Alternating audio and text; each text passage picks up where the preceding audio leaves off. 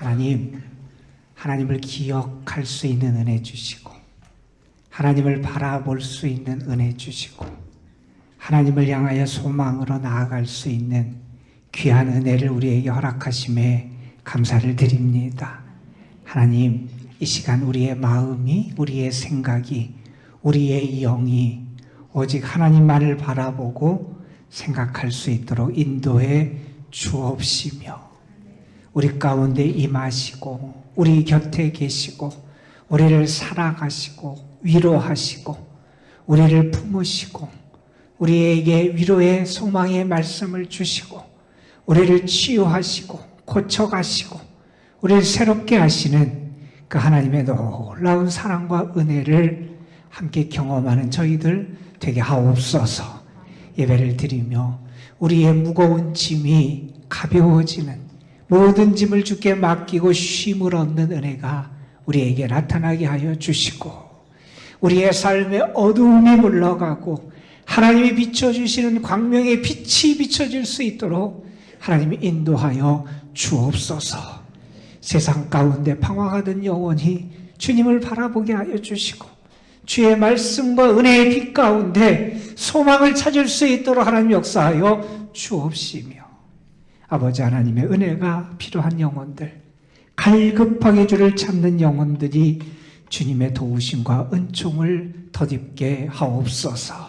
그래서 이 예배, 이 시간, 이 자리가 우리가 새로워지고 하늘의 충만함을 경험하고 하나님이 나와 함께 하심을 경험하며 기뻐하며 감사하는 자리가 되게 하여 주옵시며, 어느 곳에서 예배를 드리든지 살아계신 하나님, 나와 함께 하시는 하나님을 우리 모두 함께 경험할 수 있도록 은혜의 은혜를 더하여 주옵소서. 예배를 드리며 하나님의 말씀 앞으로 나아갑니다. 부족한 것은 가려주시고 하나님의 뜻만이 온전히 증거되게 하여 주시고, 사랑하는 성도들이 말씀을 통하여 하나님을 만나고 하나님의 말씀 가운데 힘을 얻고 말씀을 통하여 저희들이 새롭게 결단하며 말씀으로 지음받는 은혜가 있게 하여 주옵소서. 주께 모든 걸 의탁합니다. 하나님 함께하여 주시기를 바라옵고 원하오며 우리 구주 예수 그리스도의 이름으로 기도드리옵나이다. 아멘. 죄인된 인간에게 임하는 하나님의 은혜가 많지요. 죄인된 인간에게 임하는 하나님의 큰 은혜 가운데 하나가 용서의 은혜입니다. 하나님은 우리를 용서하시는 하나님이시다 하는 이 사실은 우리에게 얼마나 큰 축복이 되는지 모릅니다. 용서 죄사함은 하나님과의 관계 회복을 위해서 꼭 필요한 게 이 용서 죄사함이잖아요. 하나님께서는 그래서 하나님의 사람들, 하나님의 백성들 이스라엘에게 하나님에게 죄사함을 받고 용서받을 수 있는 길을 열어주세요. 우리가 잘 아는 제사제도가 그런 제도지요. 그 제사제도를 통하여 하나님께 제사를 드리고 제물을 드리고 예배를 드리며 하나님이 나를 사유해 주시고 용서해 주시는 은혜를 경험해요. 하나님과의 관계가 회복돼요. 하나님과 화목한 관계를 맺는 그러한 은혜를 하나님께서는 제사제도를 통하여 이스라엘 백성에게 허락해 주셨어요. 뿐만 아니라 우리가 성경을 보면 하나님께서는 또한 특별한 날을 정하셔서 이스라엘 전체 공동체가 하나님께 용서를 받는 은혜의 길도 열어주세요. 우리가 잘 아는 대속죄일이 바로 그러한 날입니다. 레위기 16장에 대속죄일에 대한 규정이 자세하게 나와 있기도 해요. 하나님께서 이렇게 하나님의 백성들에게 용서, 죄사함의 길을 열어주신 것은 그 용서와 죄사함은 하나님의 백성들에게 꼭 필요하고 그렇게 중요하기 때문에 하나님이 그러한 은혜의 길을 열어주신 거예요. 여러분, 인류 역사에서 사람들이 만들고 발견한 게 참 많이 있잖아요. 우리가 가끔 그런 조사를 합니다. 지금까지 인류가 발견하고 만든 것 중에 가장 위대한 발명품이 뭐냐? 이런 조사를 할 때가 있어요. 아마 나름대로 여러분도 대답할 게 있을 거예요. 비행기를 얘기하는 분도 있을 것이고, 자동차를 얘기하는 분도 있을 것이고, 컴퓨터를 얘기하고, 어떤 분은 우리가 들고 다니는 핸드폰을 얘기하는 분도 있을 거예요. 다 인간의 위대한 발명품이라고 말할 수 있을 거예요. 그런데 그 조사에서 어느 분이 이런 답을 했어요. 내가 생각하기에 인류의 발명품 중에 가장 위대한 발명품은 뭐냐? 지우개다 그랬어요. 왜 지우개가 그렇게 위대한 발명품이냐? 우리가 뭔가 잘못하고 실수한 것을 고칠 수 있다는 것, 그걸 지울 수 있다고 하는 것은 우리의 삶에 엄청난 축복이라는 거예요. 여러분, 우리는 죄인입니다. 하나님 앞에 설 수 없는 죄인입니다. 우리는 죄 가운데 거하는 사람들이었습니다. 그런데 하나님께서 우리의 죄를 지우기 위해서 우리에게 어떠한 은혜의 길을 베풀어 주셨는지 우리는 분명히 기억해야 됩니다. 하나님은 우리에게 예수 그리스도를 보내주셨어요. 예수 그리스도에게 우리의 모든 죄악을 담당하게 하셨어요. 우리가 이제 하나님의 은혜의 보좌 앞으로 나아가고 하나님의 생명과 구원을 얻을 수 있는 그러한 축복을 우리에게 허락해 주셨어요. 여러분, 하나님은 우리의 죄를 용서하시고 지우기 위해서 우리에게 엄청난 은혜와 축복의 길을 열어주셨다는 거예요. 이번 사순절 기간을 보내면서 저는 하나님이 열어주신 구원의 길, 하나님이 여러분을 용서하기 위해서 베풀어 주셨던 그 사랑, 예수 그리스도를 통해서 역사하셨던 하나님의 놀라운 은혜가 바로 여러분을 위한 하나님의 은혜로 경험되고 고백되는 은혜가 있기를 주님의 이름으로 축복합니다. 여러분, 하나님은 우리를 용서하시는 하나님이세요. 우리는 하나님의 용서함, 사유하심의 은혜를 입고 살아가는 사람이다 하는 사실이에요. 자, 그런데 하나님께서 이렇게 우리의 죄를 용서하시고 우리를 사유해 주시고 우리에게 죄사함의 은혜를 베풀어 주셨다면 그 은혜를 받은 사람이 어떻게 살아가야 할까 하는 것은 우리가 늘 기도해야 되는 기도의 제목일 겁니다. 하나님의 은혜를 입은 사람이 어떻게 살아가야 되느냐, 특별히 성경에서 우리에게 가르쳐주는 그 길은 이런 겁니다. 하나님의 용서의 은혜를 입은 사람은 성결하게 살아가야 한다는 겁니다. 여러분, 우리가 하나님께 속죄함의 은혜를 입습니다. 이제 우리가 거룩한 하나님의 백성 자녀가 됐습니다. 그것은 우리가 이제는 세속과 세상과는 구별된 존재라는 거예요. 우리는 구별된 자로서 살아가야 돼요. 그리고 뿐만 아니라 내가 거룩함, 성결하게 살아가는 삶은 우리에게 어떤 의미가 있냐면 나는 이제 하나님께 속한 자입니다. 나는 하나님께 소속된 사람입니다. 나는 하나님께 속한 존재입니다 라는 것을 나타내는 게 이 성결, 거룩함을 통해서 나타나는 거예요. 이 성결을 구약적인 용어로 하면 거룩이란 말로 표현하고요, 우리 신약적인 용어로 표현하면 경건이라는 단어로 표현할 수 있을 겁니다. 여러분, 우리가 죄의 용서함을 받는 것, 그리고 용서함을 받은 자답게 성결하게 살아가는 것, 이 두 가지는 우리가 하나님의 사람, 하나님의 백성됨을 위해서 필요한 두 개의 기둥이다 하는 것을 우리는 늘 기억해야 돼요. 나는 죄사함의 은혜 가운데 살아갑니다. 주님이 나를 용서해 주시고 내 죄를 사해 주셨습니다 하는 것을 늘 깨닫고 살아가고, 그래서 우리는 그것에 합당하게 성결하고 거룩하게 살아가는 것, 이 두 가지를 우리는 늘 붙잡고 살아가야 한다는 겁니다. 레위기 20장에 있는 말씀이에요. 하나님이 하나님의 사람들, 하나님의 백성들에게 당부하시는 말씀입니다. 너희는 나에게 거룩할지어다. 하나님의 백성은 자기 자신에 대해서 거룩한 게 아니라 하나님에게 거룩하라는 거예요. 너희는 나에게 거룩할지어다. 하나님 말씀하십니다. 이는 나 여호와가 거룩하고 내가 또 너희를 나의 소유로 삼으려고 너희를 만민 중에서 구별하였음이니라. 하나님이 우리를 하나님의 소유 삼아 주셨다는 거예요. 하나님이 우리를 구별해 주셨다는 거예요. 왜 우리를 구원해 주시고 구별해 주셨느냐? 우리를 거룩하게 하시기 위해서 구별해 주셨다는 거예요.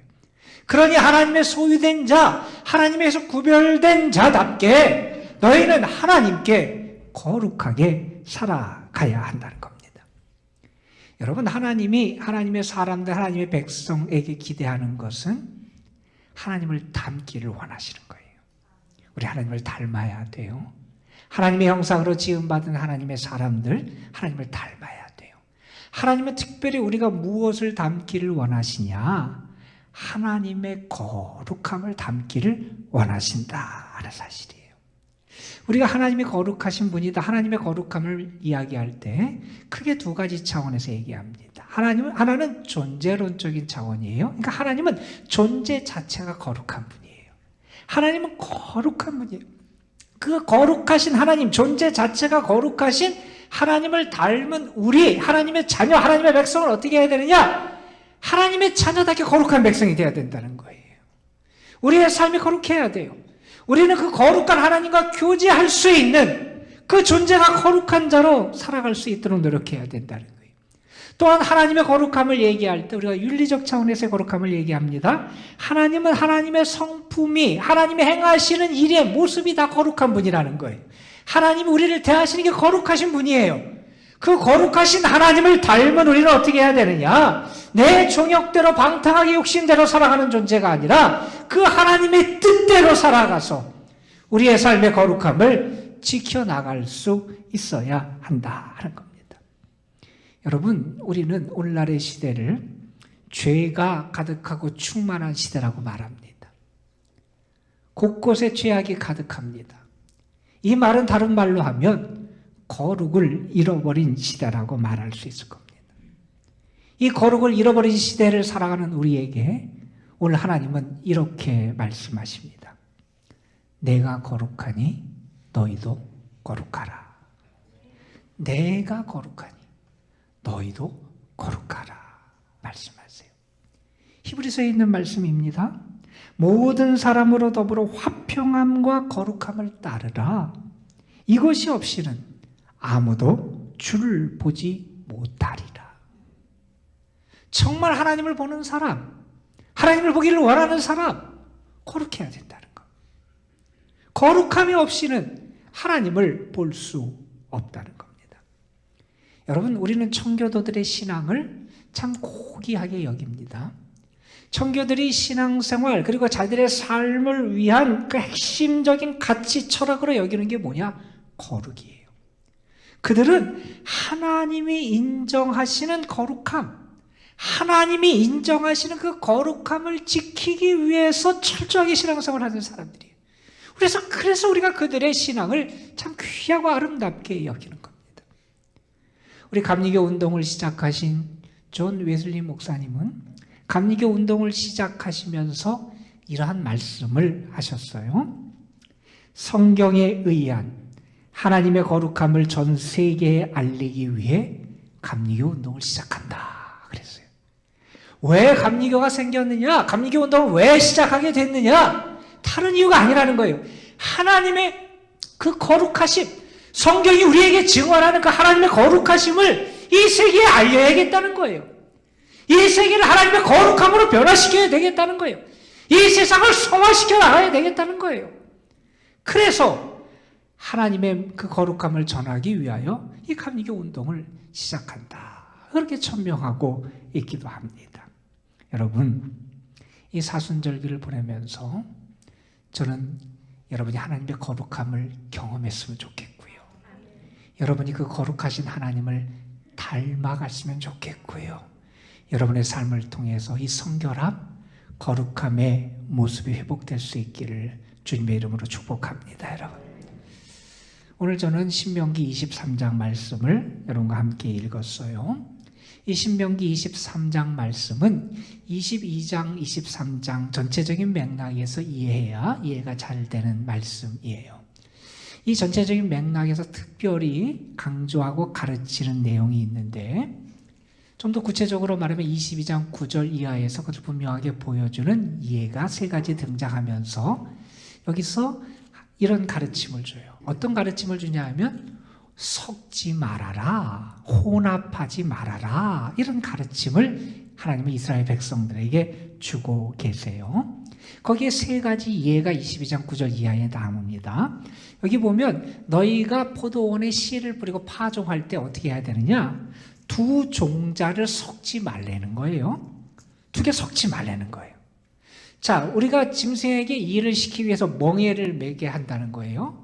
그런데 짐승에게 멍에를 맬 때 어떻게 하느냐? 소와 나귀에게 함께 멍에를 매지 말라는 거예요. 그 짐승들 섞어서 그렇게 혼합해서 멍에를 매지 말라는 거예요. 또한 이런 얘기도 나옵니다. 우리가 천을 짜요. 천을 짜는데 양털과 배실을 함께 섞어서 짜지 말라는 거예요. 아마 이거는 실제적인 실용적인 가르침의 원인도 아마 있을 겁니다. 그런데 이런 가르침을 주는 그 이유에는 그러한 목적이 있는 거예요. 하나님의 백성들에게 알게 하는 거예요. 하나님의 백성의 삶은 무언가를 혼합하고 섞는 삶이 아니라는 거예요. 하나님을 향한 그들의 신앙에 세상을 섞어서도 안 돼요. 하나님을 향한 그들의 믿음에 우상을 섬기고 이방신을 섬기는 그러한 것을 혼합해서도 안 된다는 거예요. 하나님의 백성의 삶은 순결해야 된다는 거예요. 정결해야 된다는 거예요. 순수함을 지켜나갈 수 있어야 한다는 거예요. 자, 이러한 가르침을 주는 맥락에서 오늘 23장 9절 이하에 보면, 오늘 우리는 한 부분만 택하 읽겠지만 세 부류의 사람에 대한 그러한 가르침을 주시는 말씀이 여기 나옵니다. 어떤 사람들이 등장하냐 하면 병사들이 등장을 하고요. 또 한 부류의 사람들은 노예 생활인데 노예가 도망쳐 나온 노예가 있어요. 그들을 어떻게 대해야 되느냐 하는 가르침이 나와요. 그리고 그 다음에는 창기 일을 하는 사람들에게 주는 경고의 말씀이 나와요. 자, 이 세 부류의 사람들은 사실은 관련성이 없는 사람이에요. 병사, 그리고 노예, 그리고 창기라는 전혀 연관성이 없는 사람들인데, 이 사람들에게 무슨 가르침을 주냐면 이런 가르침을 줍니다. 병사들은 어떻게 하냐? 너희가 병사로 모여서 진을 치고 진영을 구축할 때 거기를 청결하게 해야 된다 하는 가르침을 줍니다.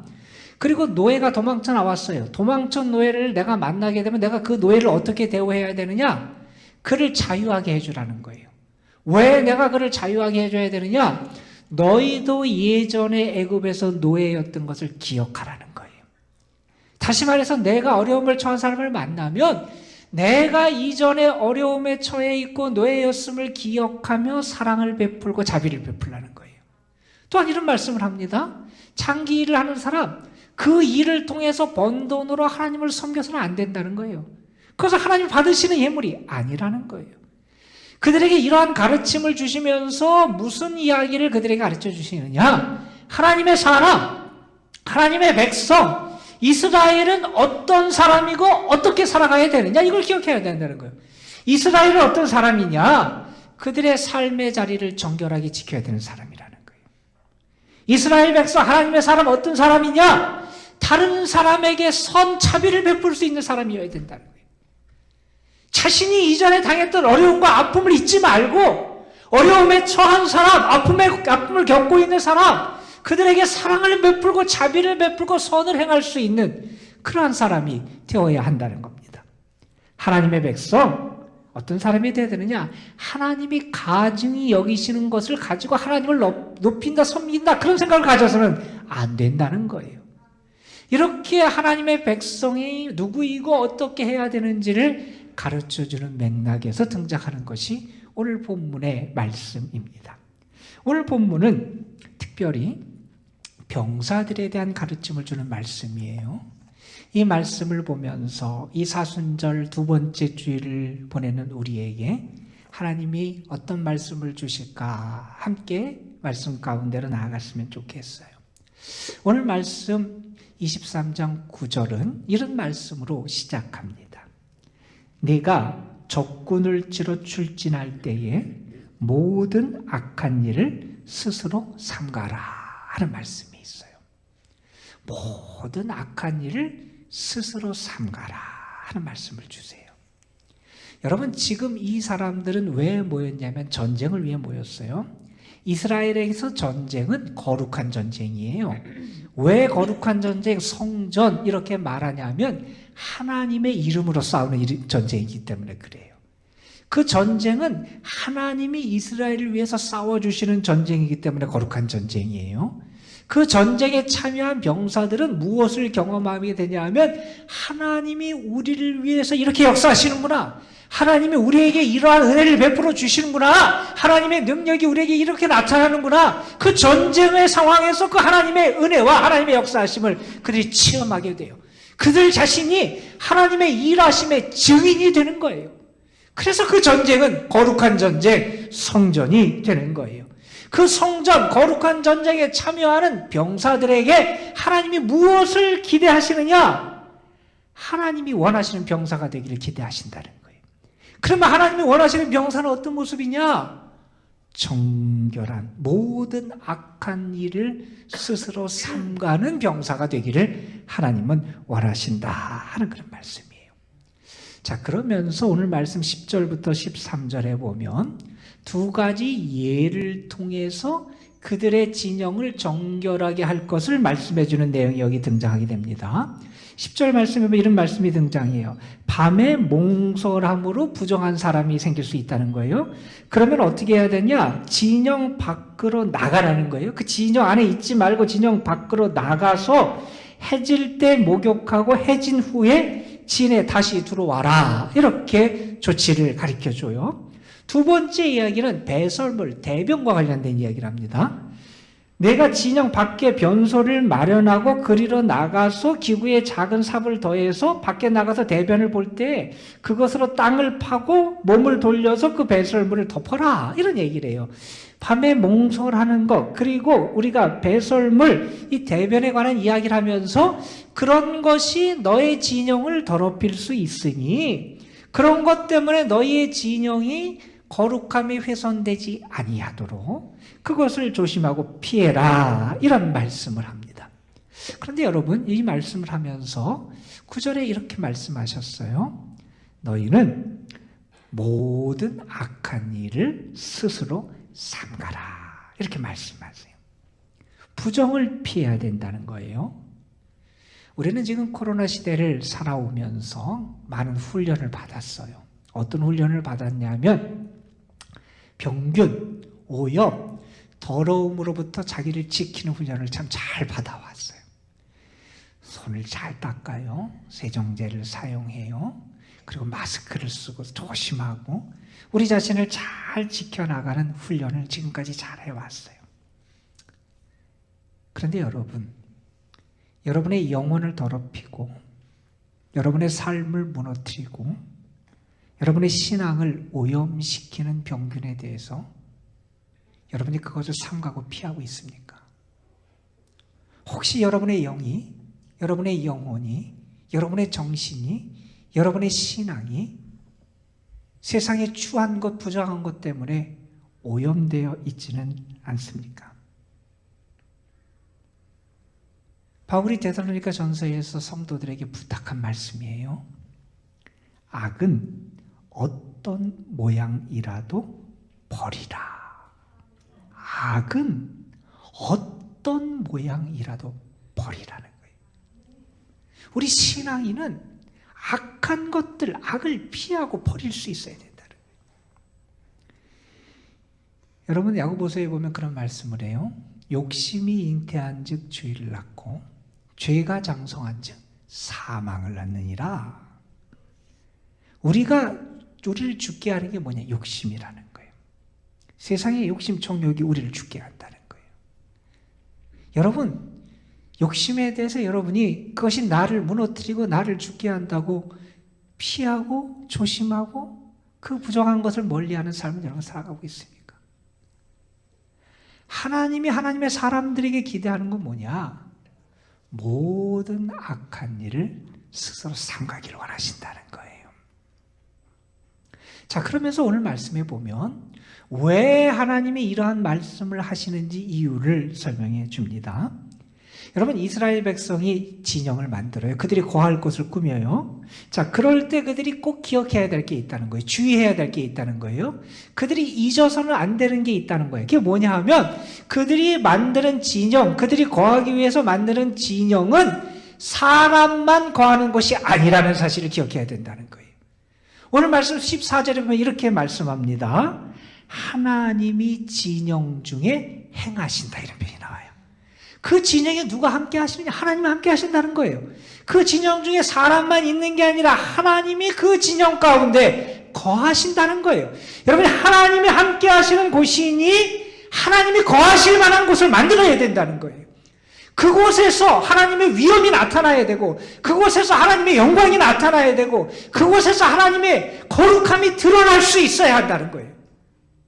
여러분, 우리가 누군가를 집에 초대해서 손님이 올 때도 집 청소를 열심히 하잖아요.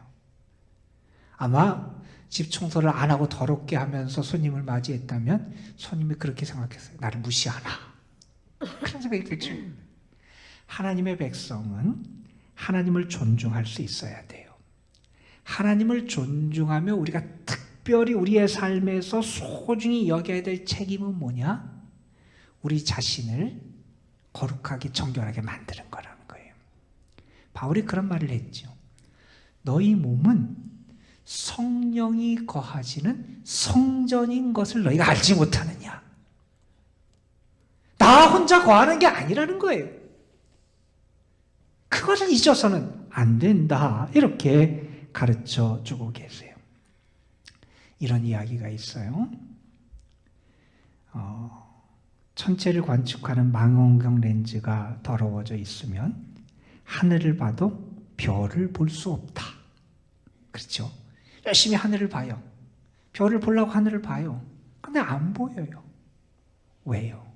렌즈가 더러워져 있으면 안 보이는 거예요. 우리가 하나님을 보고 하나님의 은혜를 알고 구원을 알고 참 생명을 알고 참 진리를 알려면 우리의 렌즈가 깨끗해야 된다는 거예요. 왜 우리가 정결함을 지켜나가야 되느냐? 하나님이 함께 하시기 때문이다 하는 사실이에요. 자, 그러면서 오늘 말씀은 그것을 좀 더 심화해서 우리에게 설명을 해주는 내용이에요.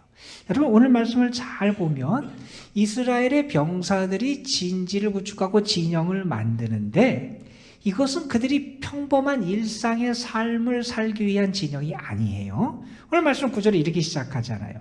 내가 적군을 치려 진출할 때에, 다시 말해서 그들은 지금 전쟁을 위해서 나가서 그들이 거할 진영을 만드는 거예요. 지금 상황은 평범한 일상의 상황이 아니에요.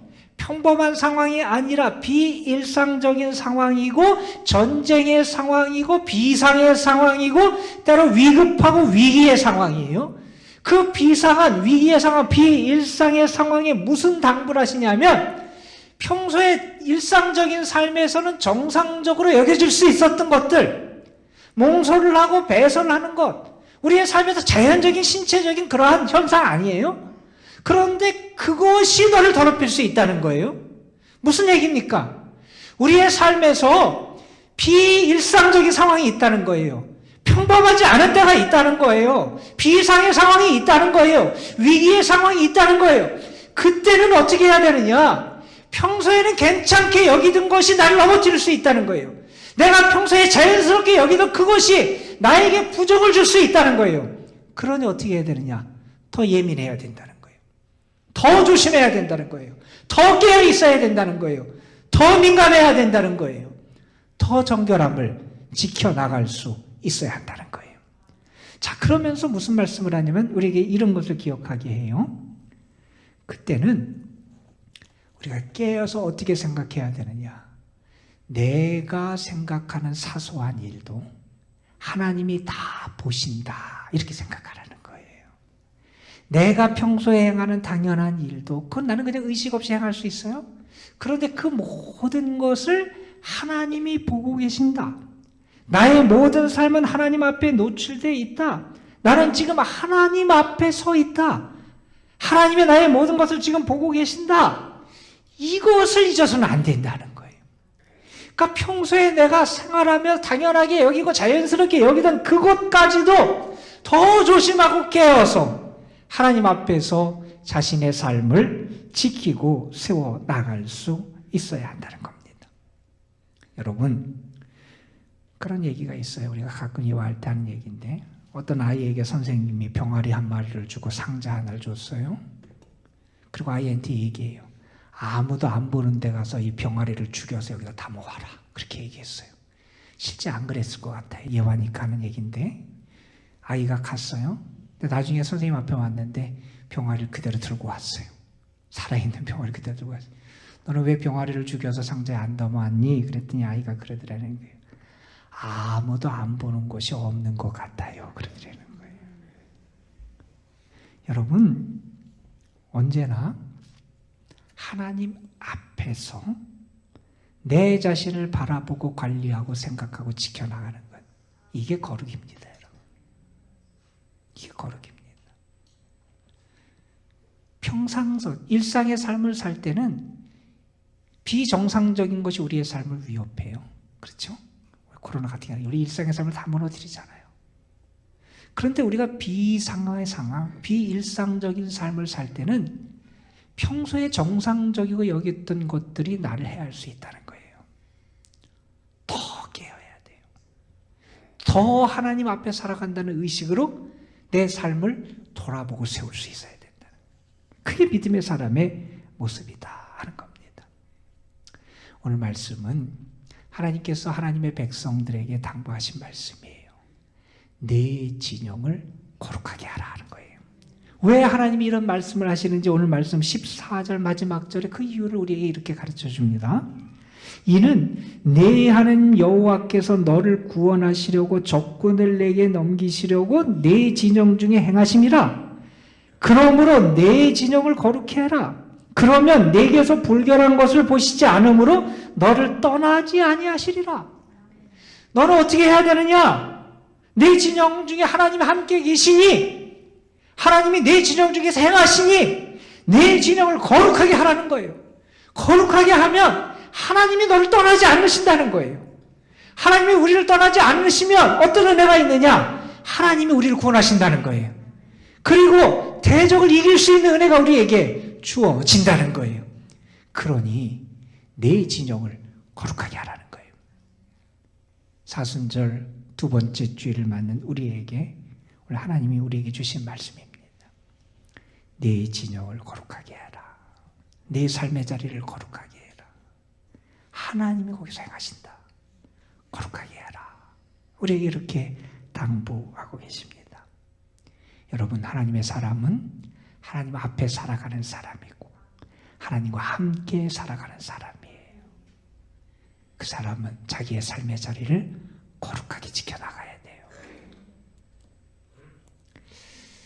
바울 사도의 말씀으로 오늘 말씀을 우리가 받아들이면 바울은 우리에게 이렇게 가르쳐 줍니다. 로마서 6장에 있는 말씀입니다. 그러므로 너희는 죄가 너희 죽을 몸을 지배하지 못하게 하여 몸의 사욕에 순종하지 말고 또한 너희 지체를 불의의 무기로 죄에게 내주지 말고 오직 너희 자신을 죽은 자 가운데서 다시 살아난 자 같이 하나님께 드리며 너희 지체를 의의 무기로 하나님께 드리라. 죄가 너희를 주장하지 못하리니 이는 너희가 법 아래 있지 않고 은혜 아래 있습니다. 죄가 너희를 주장하지 못하게 하라는 거예요. 어떻게 그게 가능하냐? 우리는 은혜 아래 있다는 거예요. 그리스도의 대속의 은혜, 성령이 함께 하시는 은혜 아래 있으니 죄가 우리를 주장하지 못하고 부정함이, 불결함이 우리를 다스리지 못하도록 하라 하는 말씀이에요. 여러분의 삶이 하나님을 닮아가기를 원하고 하나님의 거룩함을 여러분의 삶에서 경험하기를 원하고 이 사순절 여러분이 더 정결한 하나님의 사람으로 여러분의 삶의 영역들을 진영을 거룩하게 만들어가는 주의 사람들이 되시기를 주님의 이름으로 축원합니다. 우리 함께 찬양 하나 부르지요. 항상 진실케 내 맘 바꾸사 하나님 닮게 하여 주소서. 우리 함께 찬양합니다.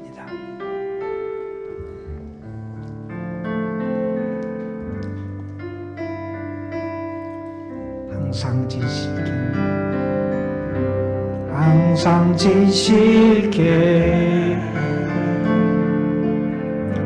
내 맘 바꾸사 하나님 닮게 하여 주소서. 항상 진실게, 항상 진실게 내 맘 바꾸사 하나님답게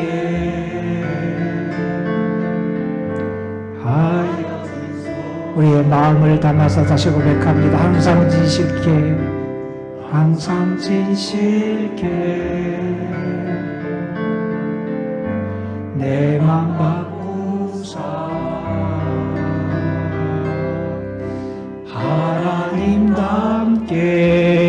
하나님답게 하여 주소서. 주는 토기장이 주는 토기장이 나는 지는 날 비주소서.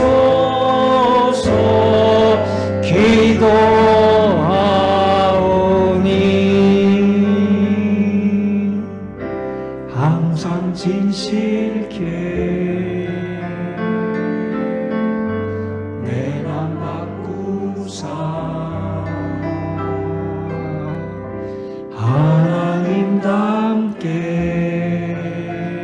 하나님답게 하여 주소. 항상 진실게, 항상 진실게 내 맘 바꾸사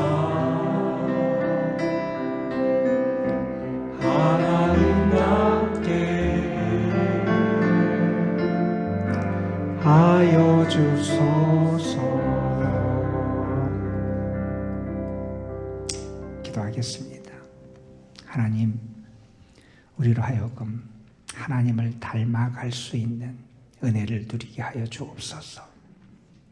거룩하신 하나님, 존귀하신 하나님, 신실하신 하나님, 그 하나님을 온전히 닮아가는 저희들 되게 하옵소서. 우리의 삶이 이번 사순절 기간 더 정결하게 하시고 거룩함을 회복할 수 있도록 거룩의 영을 우리에게 부어 주옵소서. 우리 구주 예수 그리스도의 이름으로 기도드리옵나이다. 아멘.